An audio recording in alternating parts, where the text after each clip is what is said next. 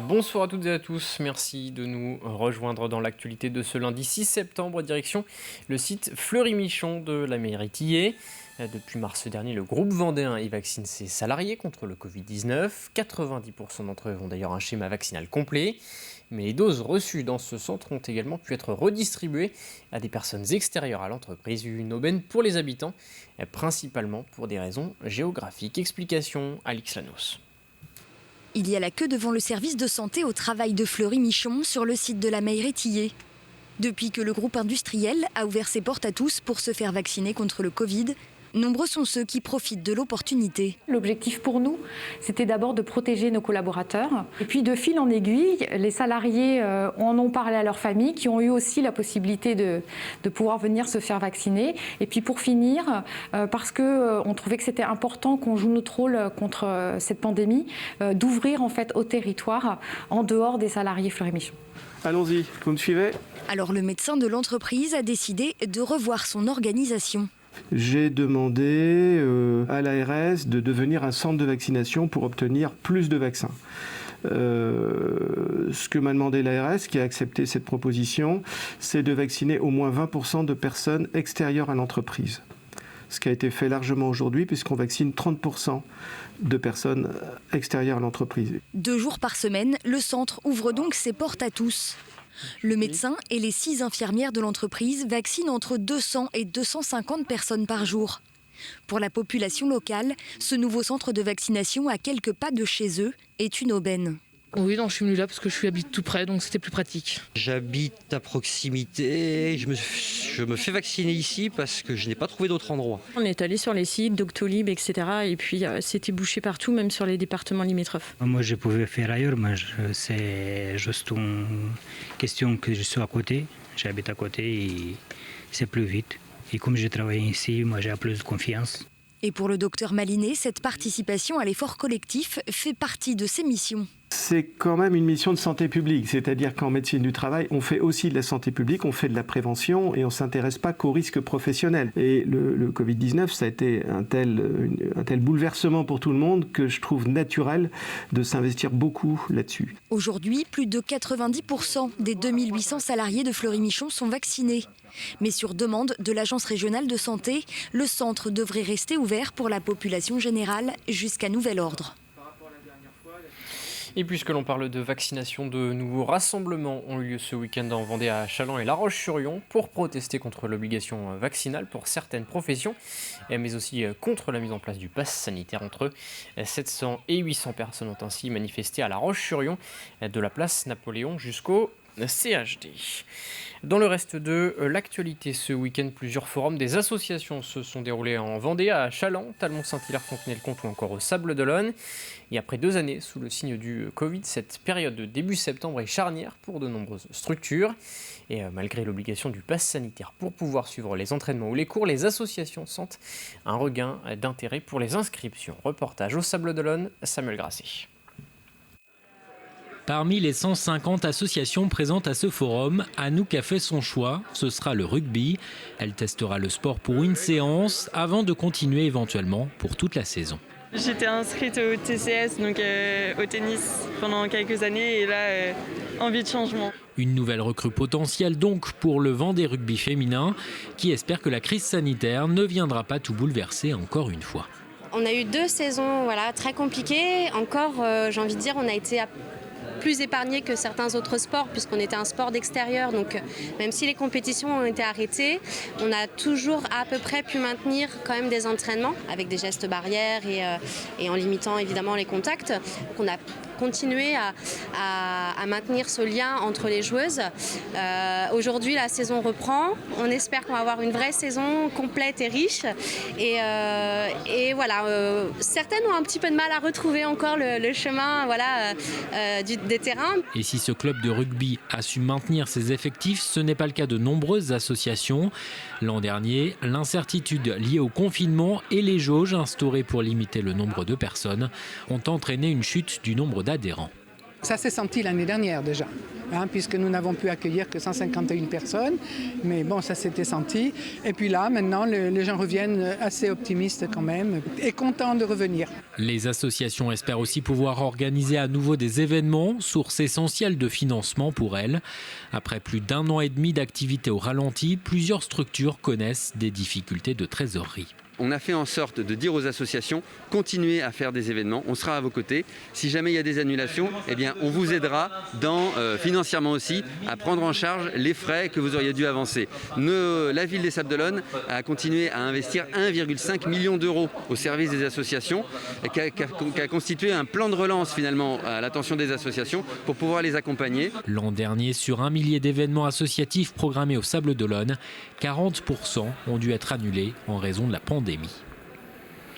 Au chapitre sécurité routière, le bilan est mauvais depuis le début de l'année dans le département. La Vendée recense 25 décès sur ses routes depuis début janvier. Une situation similaire aux chiffres relevés en 2019, année déjà noire en termes d'accidents mortels. Alors pour prévenir des risques sur la route, la préfecture a récemment organisé une journée de sensibilisation avec une maison de la sécurité routière itinérante.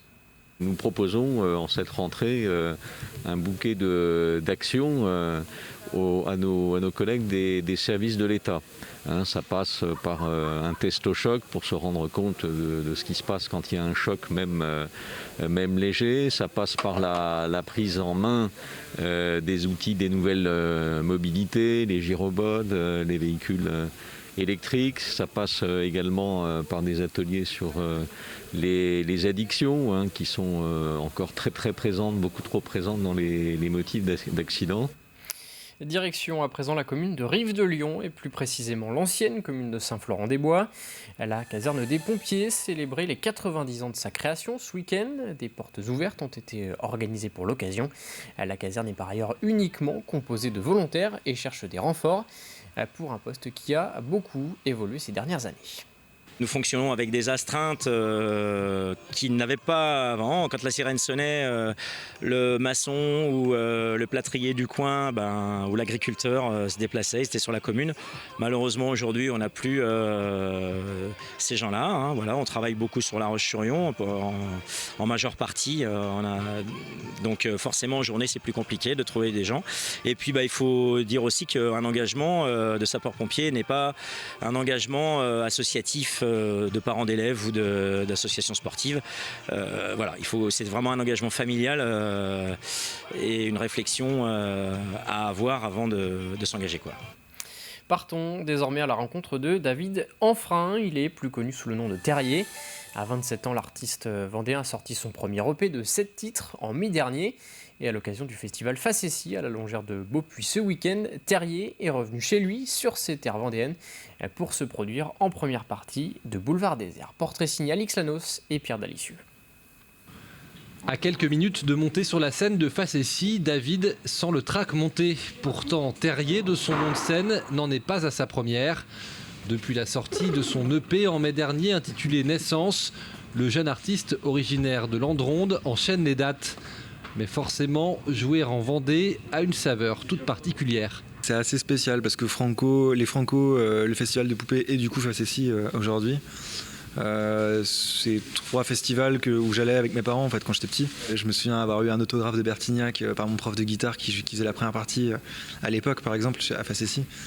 Donc c'est assez spécial d'y jouer maintenant. Mais je pense que je réalise pas encore, je sais pas. La prochaine elle s'appelle Gavons-nous. Et elle raconte de profiter l'un de l'autre, c'est surtout entre potes. Donc voilà, profitons tous ensemble de ce moment-là, s'il vous plaît. Merci beaucoup. Gavons-nous, mon ami.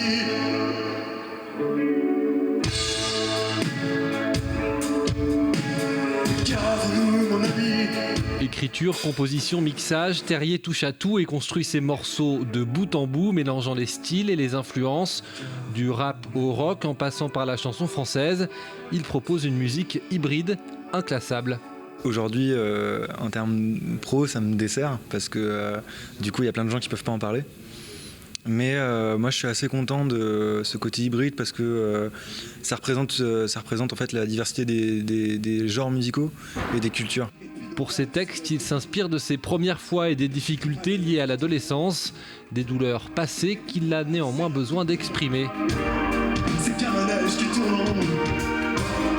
Et puis nos rêves, ces rêves de con. En travailleur acharné, le jeune artiste de 27 ans planche sur de nouveaux morceaux avec déjà des envies de nouveautés. Je teste des sons, j'ai testé une autre manière d'écrire, une autre manière de composer, et je vais essayer de me mettre en difficulté pour apporter des choses un peu sincères et sensibles, quoi. Terrier assurera cet automne les premières parties de Rover, Gauvincer ou encore Feu Chatterton. Une tournée qui s'achèvera au Shabada à Angers le 2 février 2022. Et à quelques mètres de cette salle de la Longère de Beaupuy, celle du Vent d'Espace, fermée au public depuis plus d'un an, la structure la plus importante du département, a dévoilé les dates de sa saison culturelle. Et pour le retour des visiteurs à Mouilleron-le-Captif, des événements sportifs, des concerts, des pièces de théâtre et des spectacles humoristiques ont été programmés. Pendant longtemps, on a ouvert des réservations avec des petites jauges, puis des jauges moyennes. Là, le pass sanitaire nous permet d'accueillir du monde. Et ça tombe bien puisqu'on a une belle programmation, en particulier pour cette fin d'année 2021. Programmation riche, culturelle, avec un point d'orgue, Ibrahim Malouf qui vient début décembre au Vent d'Espace pour un concert de Noël. Il sera plus accompagné de jeunes, notamment des jeunes vendéens qui vont chanter. Et ça, c'est important pour nous d'associer aussi ces jeunes artistes en herbe à un spectacle de taille nationale, voire internationale. Et à noter le premier rendez-vous de cette saison culturelle en sport, l'Open de tennis de Vendée début octobre. C'est la fin de cette édition. Merci à tous de l'avoir suivi. Je vous souhaite une très bonne soirée sur TV Vendée.